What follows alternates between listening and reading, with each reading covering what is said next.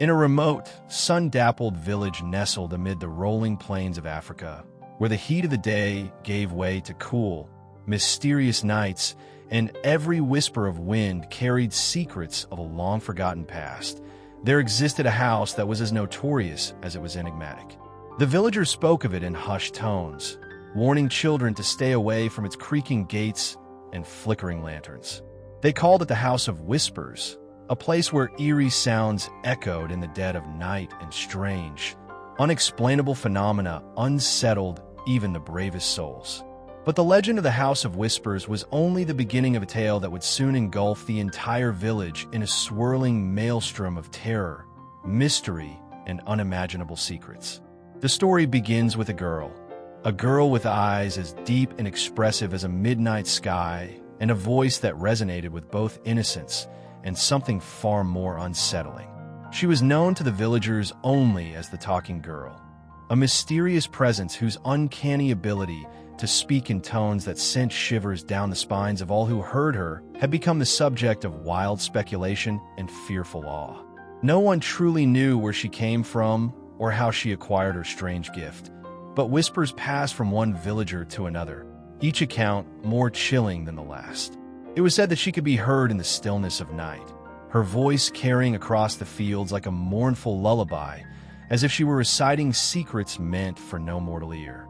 What made her even more perplexing was the belief that her words were not spoken from within the walls of the old, crumbling house, but seemed to emanate from an invisible microphone, an object of modern mystery in a land steeped in ancient traditions.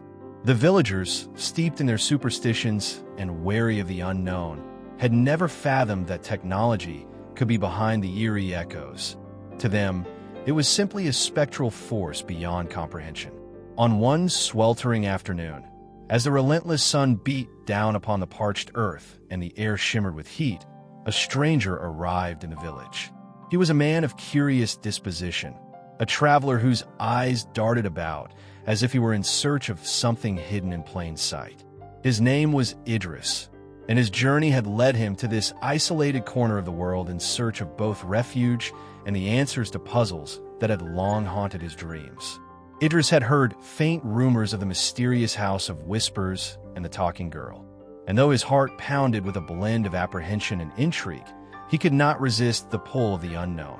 With a cautious step and a mind that sought to unravel mysteries, he ventured into the village, determined to discover the truth behind the legends that had shrouded it for generations.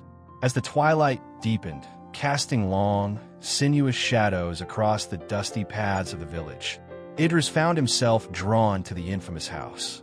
The structure loomed at the edge of the settlement, its weathered walls and sagging roof bearing silent testimony to the passage of time and the countless secrets it harbored.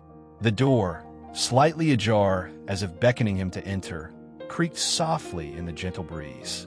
Idris hesitated for just a moment before pushing it open, stepping into a world that felt suspended between the realms of the living and the spectral. Inside, the house was dimly lit by the errant glow of a few scattered lanterns that struggled against the oppressive darkness. Dust motes danced in the stagnant air, and the floorboards groaned under his tentative steps. In one of the long-forgotten rooms, Idris heard it, a soft, clear voice, a voice that was both haunting and achingly familiar, reciting phrases in a language that seemed a curious blend of modern cadence and ancient lament. He paused, heart thumping as he strained to listen.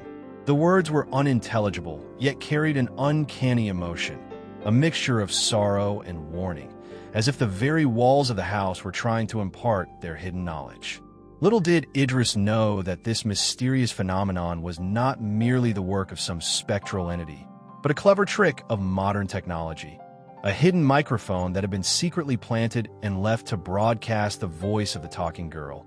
Her voice carried across the vastness of the night as an unintended echo of the past. The villagers, unaware of the true origins of the sound, had woven it into the fabric of their folklore, attributing it to ghostly presences or curses cast long ago.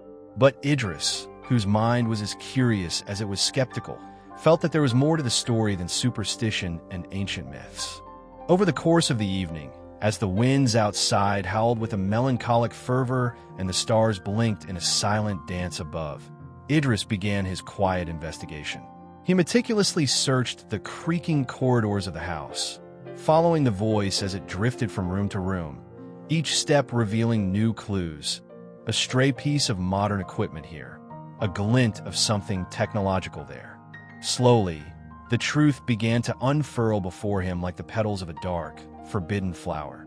The voice of the talking girl was not a ghostly apparition at all, but a recording that had been set up with the intention to terrify, to control, or perhaps to simply mystify the inhabitants of the village.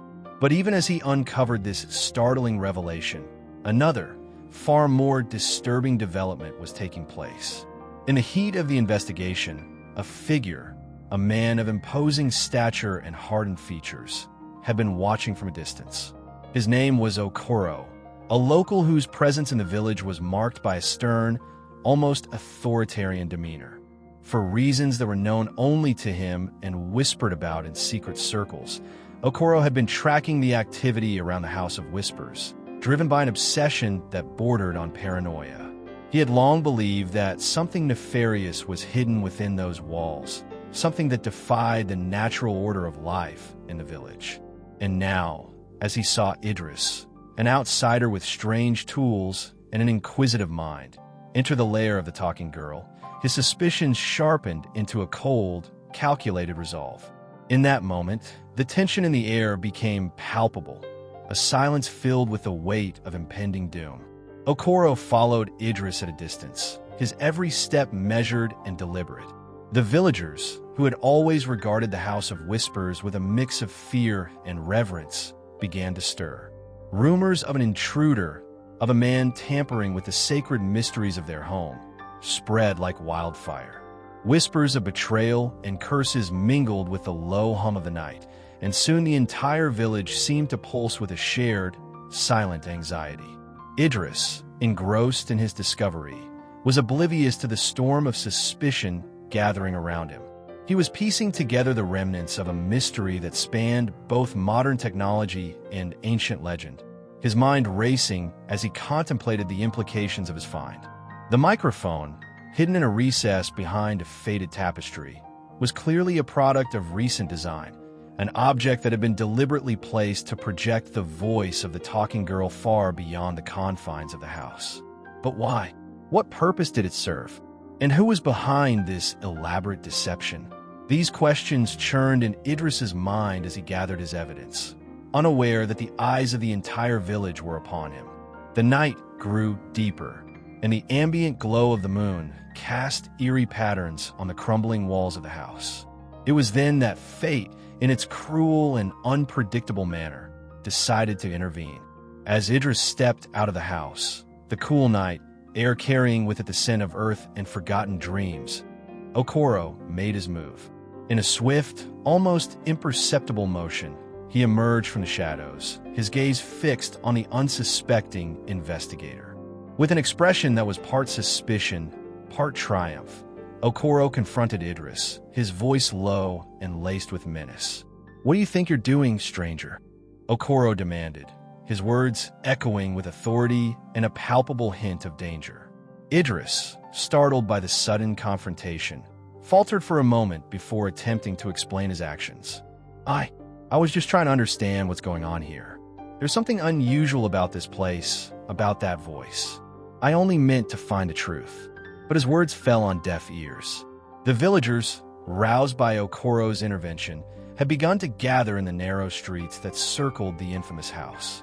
Their eyes, filled with a mixture of fear, anger, and a desperate need to protect their way of life, glared accusingly at Idris. Accusations and murmurs swirled in the air, blending with the rustle of dry leaves and the distant cry of nocturnal creatures. To them, Idris's investigation was an act of sacrilege, a challenge to the sacred traditions that had been passed down through countless generations. The voice of the talking girl was not to be tampered with, for it was a reminder of forces beyond human control, a beacon of divine mystery that was both revered and feared. Before Idris could muster another word of explanation, Okoro seized him with a force that was both sudden and unyielding. In the blink of an eye, the stranger was overpowered and bound, his fate seemingly sealed by the collective will of the village. The mob, fueled by superstition and a burning desire to protect what they held sacred, dragged him toward the center of the village. There, under the watchful eyes of elders and with torches casting dancing, sinister shadows on ancient mud walls, the villagers gathered to pass judgment on this intruder. Their voices rose in a cacophony of outrage and fear, their chants and cries blending with the crackling of flames and the palpable tension that electrified the night air. Idris struggled against his restraints, his pleas for mercy and his frantic attempts to explain falling on deaf ears. The villagers, their hearts hardened by the weight of tradition and a deep-seated terror of the unknown, were resolute. They believed that Idris had desecrated the sanctity of the House of Whispers, that his meddling in affairs far beyond his understanding had unleashed a curse that would condemn them all. The talking girl, whose voice had been their connection to an ethereal realm, was now seen as a divine omen, a warning of the wrath that would befall those who dared tamper with fate. The night wore on in a haze of fury and despair as the mob, with Okoro at its helm, resolved to turn Idris over to the authorities. They believed that only the intervention of the police, with their stern codes of justice and order, could restore balance and vanquish the specter of the unknown that now loomed large over their village. In a final desperate act of communal retribution, the villagers escorted Idris to the small, decrepit police station at the edge of the settlement, a place as burdened by the weight of local legends as it was by the meager hopes of justice. There, in the dim light of a single, flickering bulb, the authorities took custody of Idris, their eyes reflecting a mixture of duty, fear, and a reluctant sympathy for a man caught in the crossfire of ancient superstitions and modern paranoia. And so, dear listener, the tale takes a twist that leaves us with more questions than answers. Idris, the curious outsider who dared to probe the mysteries of the House of Whispers, now found himself at the mercy of forces he could neither understand nor control. The voice of the talking girl, a voice once thought to be the echo of the divine, had been reduced to a mere tool of deception, a modern contraption that had unwittingly unleashed a torrent of old fears and new conflicts upon an unsuspecting village. The mystery of the microphone, the true nature of the voice, and the hidden motives behind its creation remained shrouded in a fog of intrigue that would take years, if not decades, to unravel. In the days that followed, as the sun rose and set over the ancient landscape, the story of Idris and the House of Whispers spread like wildfire beyond the confines of the village. Scholars, journalists, and even government officials began to take an interest in the strange events that had transpired, their inquiries only deepening the enigma. Some posited that the microphone was part of a failed experiment by a shadowy organization, a remnant of modern science colliding with the timeless beliefs of rural life. Others whispered of dark rituals and ancient curses, of forces that defied the logic of the modern world and thrived in the realm of myth. And amid it all, the voice of the talking girl, captured and manipulated by unseen hands, remained the haunting melody that would echo through the ages. Yet, as the days turned to weeks and the initial fervor gradually gave way to a reluctant calm, the villagers of the little African settlement began to reassess the events that had upended their lives.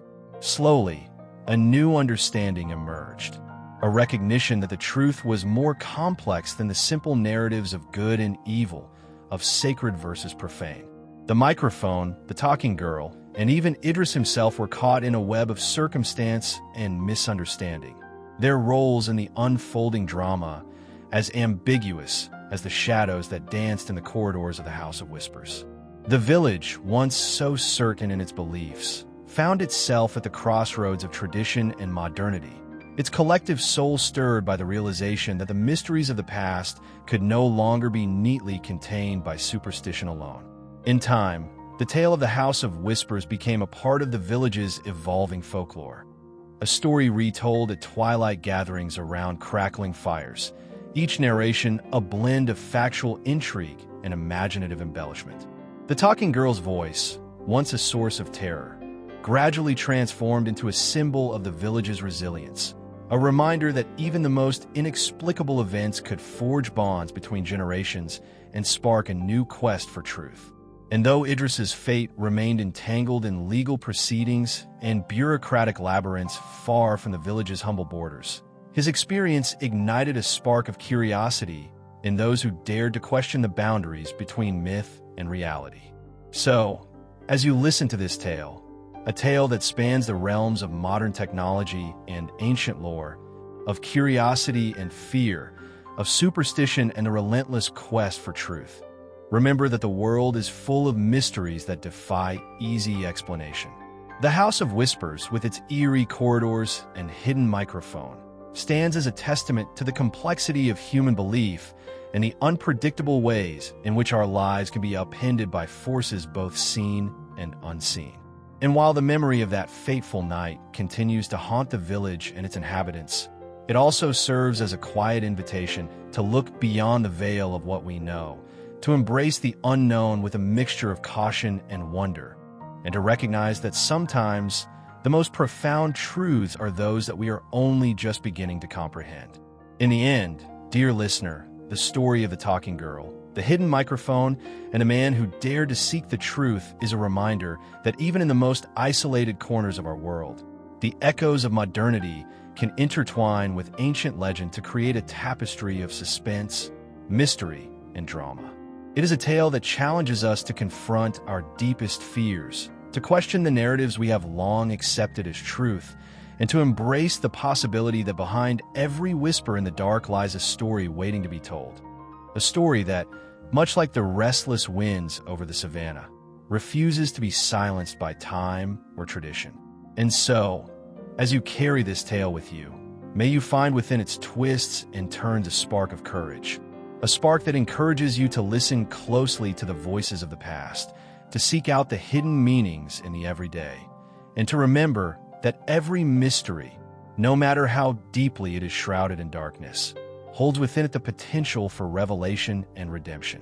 For in the interplay of light and shadow, of modern ingenuity and ancient belief, we are reminded that the true power of a story lies not in its resolution, but in its ability to ignite our imagination, to stir our souls, and to propel us on an endless journey toward understanding the beautiful, bewildering complexity of life itself.